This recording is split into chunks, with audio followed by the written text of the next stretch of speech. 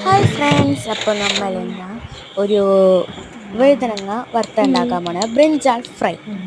അപ്പോഴത്തേക്കും നമ്മളത് എടുക്കാനായിട്ട് ആദ്യം തന്നെ നന്നായിട്ട് കഴുകി വൃത്തിയാക്കുന്നുണ്ട്.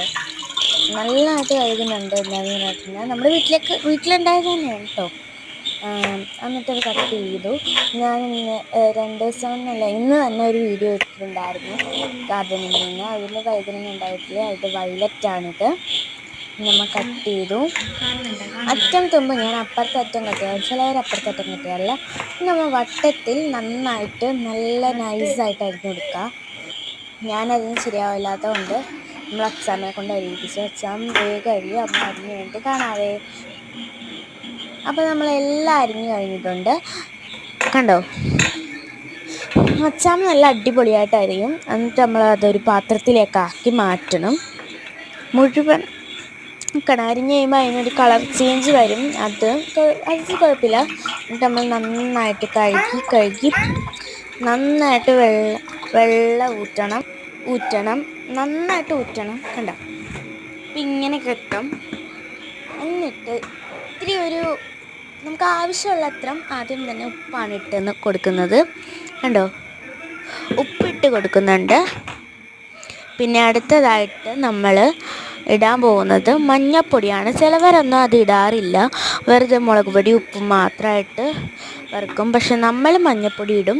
പിന്നെ അടുത്തതായിട്ട് നമ്മുടെ വീട്ടിൽ തന്നെ ഉണ്ടായ മുളക് ഉണക്കി പൊടിച്ചെടുത്തതാണ്. നല്ല എരിവുണ്ട്, അതുകൊണ്ട് ഇത്തിരിയേ ചേർക്കുന്നുള്ളൂ.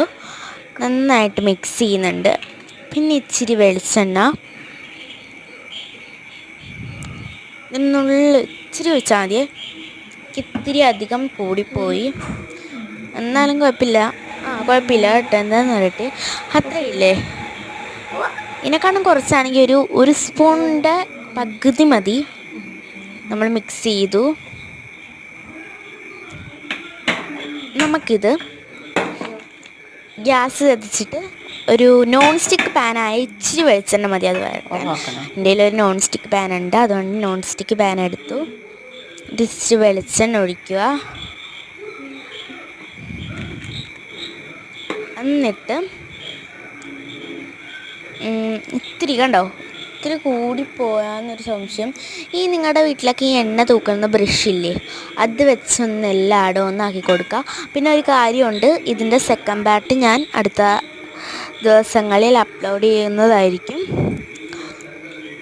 എന്നിട്ട് എല്ലാം നിരത്തി കൊടുക്കണം.